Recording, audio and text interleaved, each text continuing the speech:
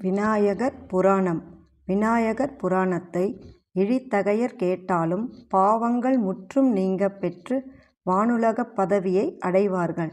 நல் வழியினர் கேட்டாலோ சுயம்புவான கணேசரின் திருவடி தாமரை நிழலை அடைவார்கள். விநாயகர் புராணம். முதலாவது உபாசனா காண்டம். 48 சங்கடஹர சதுர்த்தி விரதத்தின் பலன். பிறவா பேரின்பத்தைப் பெற பொருசுண்டி முனிவர் ஆகம சாஸ்திரங்களில் சொல்லப்பட்டிருக்கும் வழிகளை கடைப்பிடித்து பூலோகத்தில் ஜீவன் முக்தராக விளங்கி வரும்போது ஒருநாள் நாரத முனிவர் யமலோகத்திற்கு சென்றிருந்தார். யமதர்மராஜன் அவரை எதிர்கொண்டு வரவேற்று உபசரித்து, மகா ஞானியே, என் உலகத்திற்கு நீங்கள் வந்திருக்கும் காரணம் என்ன என்று பணிவோடு கேட்டான். நாரதர் புன்சிரிப்போடு, தர்மராஜனே, உன் யமலோகத்தின் சீர் சிறப்புகளை பார்க்க விரும்பியே இங்கே வந்திருக்கின்றேன் என்று கூறினார்.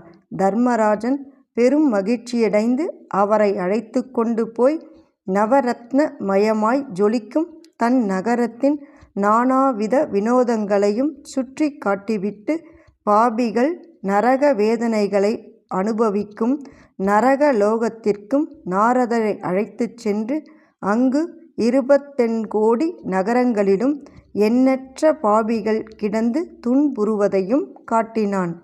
அப்போது கும்பீபாகம் என்ற ஒரு நகரத்தினுள் தவசீலரான புருசுண்டியினுடைய உறவினரெல்லாம் கிடந்து துன்பப்படுவதையும் நாரதர் பார்த்தார்.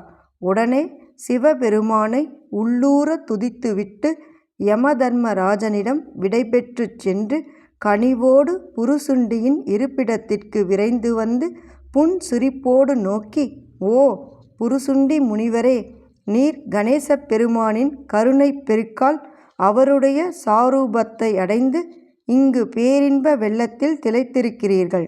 ஆனால் உம்முடைய சொந்தக்காரர்கள் அனைவரும் யமலோகத்தில் கும்பீபாகம் என்னும் நரகத்தில் விழுந்து துடிதுடிக்கிறார்கள். அவர்களை நற்கதியில் சேர்ப்பிக்க வேண்டி வழியை பாரும் என்று கூறிவிட்டு வானவீதியில் சென்றுவிட்டார்.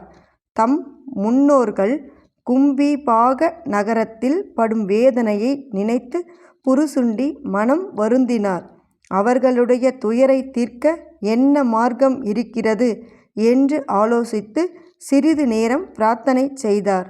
பிறகு நியம நிஷ்டையோடு வேதாகம முறைப்படி சங்கடஹர சதுர்த்தி விரதத்தை அனுஷ்டித்து அந்த விரதத்தின் முழு பலனையும் தம்மை ஆட்கொண்டு அருளிய விநாயகப் பெருமானின் திருக்கரத்தில் தத்தம் செய்து விட்டார். உடனே நரகத்தில் வீழ்ந்து வருந்திக் கொண்டிருந்த அவருடைய சுற்றத்தினரெல்லாம் தெய்வீக விமானங்களில் ஏறி தெய்வலோகத்தை அடைந்தார்கள்.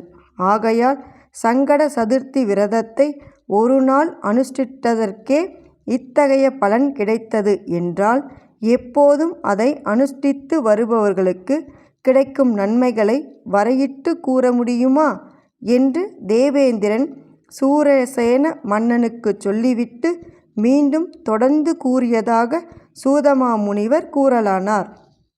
விநாயகர் புராணத்தின் தொடர்ச்சியை தொடர்ந்து கேளுங்கள். இந்த மனித பிறவி அடைய வேண்டிய பயன்களை எல்லாம் ஒருங்கே அடைந்தோம். ஓம் ஸ்ரீ மகா கணபதியே நம.